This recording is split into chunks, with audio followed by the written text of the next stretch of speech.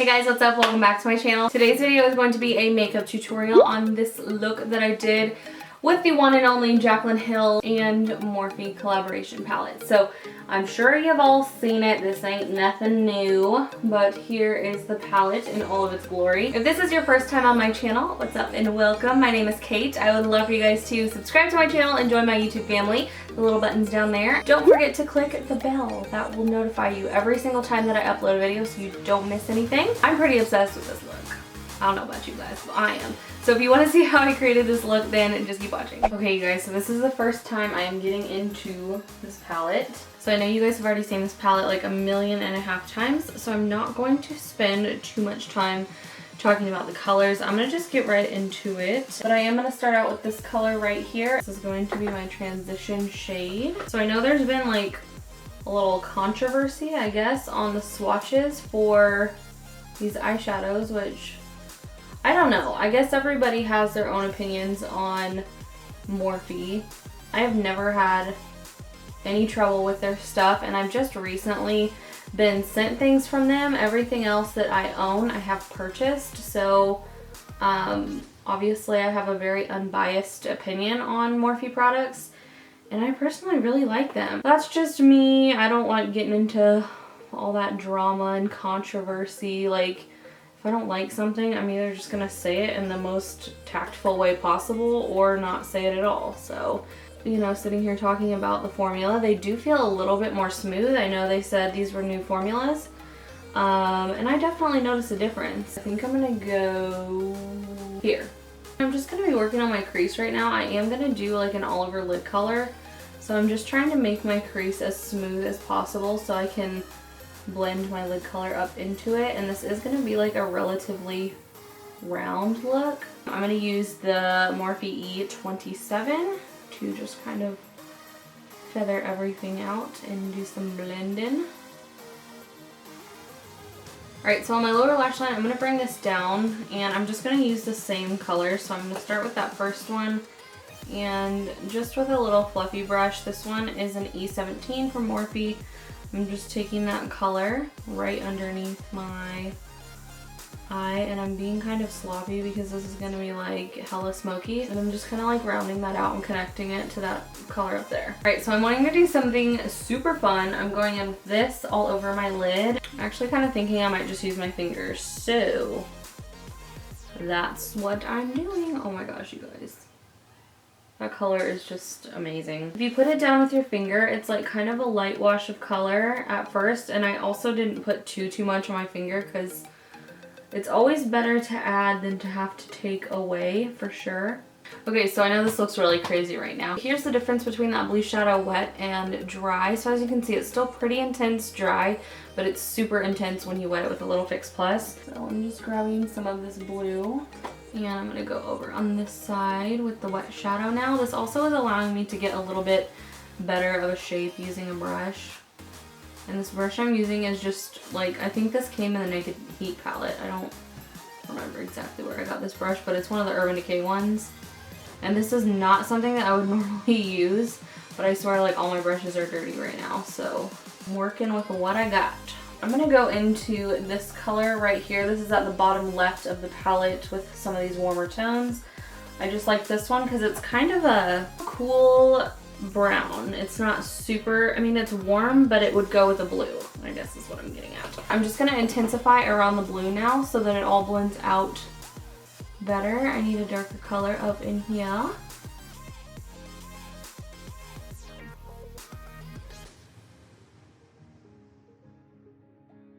I'm just going to try and blend as I go. I'm going to slowly work this up because for me, with dark looks, they can just get too dark really quick. I like to just really slowly build my smoky eyes up because I feel like mine can just go wrong so quick.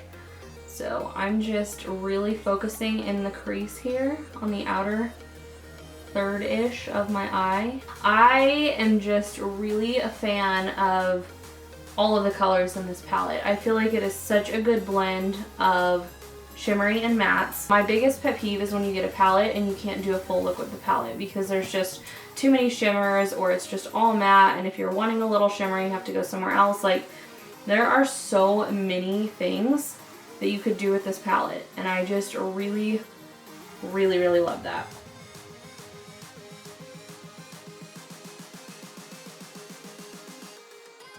So I'm going to dip into this color and this one because I love blue looks that also have a little bit of an orangey tone with them, because blue and orange are complementary colors, and because of that it just really makes the blue pop. So on the outer edge of that darker shade I just put, I'm adding just the slightest bit of that transition color I started with, and then an orange. And I'm not getting it too close to the blue, otherwise that'll make it look really muddy. Since they are complementary colors, you don't really want to blend them or it will just look like a doo-doo. I'm sure you guys can see, but it just really warms everything up.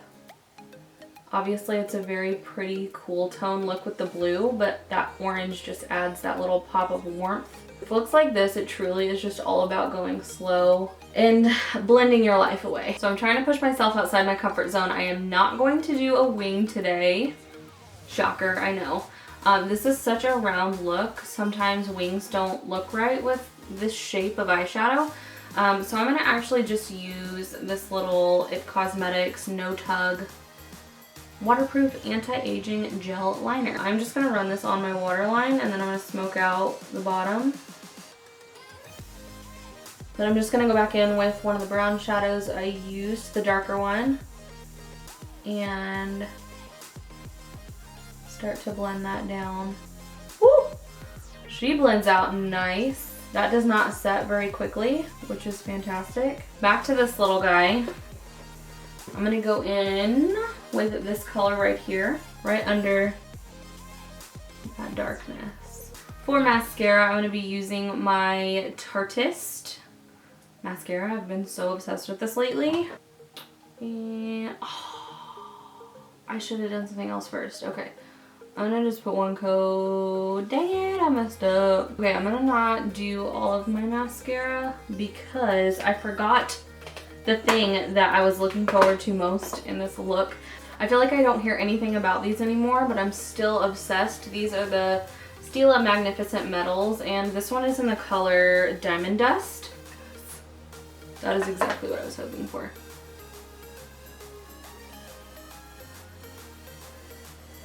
I know a lot of people say to use a glitter glue with these. I don't really have issues with the glitter falling off, but I also have very, very dry lids. So in the for what it's worth category, that is why I'm not using a glitter glue. So I just apply these straight on with the applicator, and it is getting a little blue on here.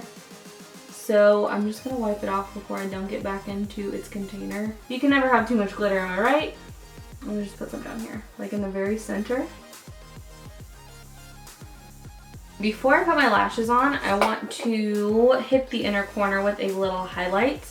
I'm going to use the Ofra highlight in the color Rodeo Drive. This is kind of like, it's gold, but it kind of is a really, just like a pretty white gold. Actually, I'm going to wet this little brush because this is already like a super flashy look, so why not take it all the way?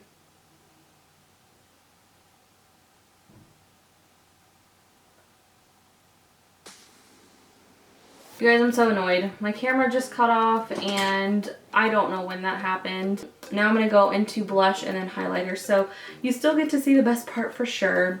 I am gonna actually go into this little palette from Makeup Forever, and I'm going to use this blush. I thought it would be a really nice kind of peachy blush, but I'm gonna use the Morphe E4. It's just a fluffy angled brush, and I'm just going to use some of this on my cheeks. I love how these little palettes have mirrors in them too. I was not really expecting that. A lot of build your own palettes don't have that, so I just thought that was kind of nice. So I'm gonna just really lightly kind of take that on the tops of my cheeks. Ooh, this is really pigmented. That's really nice. I've hardly dipped into this at all, and it is so smooth. Oh my gosh.